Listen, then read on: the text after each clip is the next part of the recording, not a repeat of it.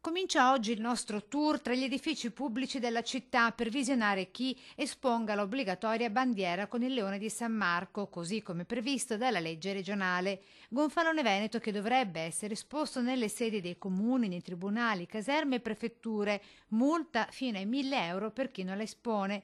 Ma secondo il governo centrale di Roma la legge sarebbe incostituzionale, così in attesa del giudizio della consulta, sebbene a rigore la legge dovrebbe essere rispettata, molti tra i prefetti preferiscono non esporre il gonfalone. Accade anche a Treviso. Palazzo Prefettizio ancora sprovvisto della bandiera veneta, mentre in cima alla torre sventola quella bianco-celeste simbolo della città e più sotto, sebbene statiche, sempre presenti il tricolore insieme a quella blu con le 12 stelle dorate dell'Europa.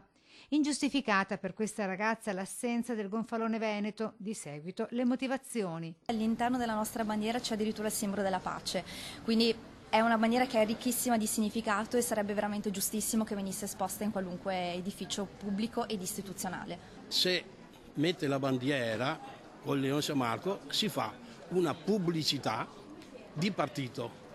Pertanto non so se il governo non vuole esporre la bandiera perché è una forma di pubblicitaria. Per identificarci, cioè è una cosa nostra e è bella. Diciamo che è un po' di propaganda politica, sì.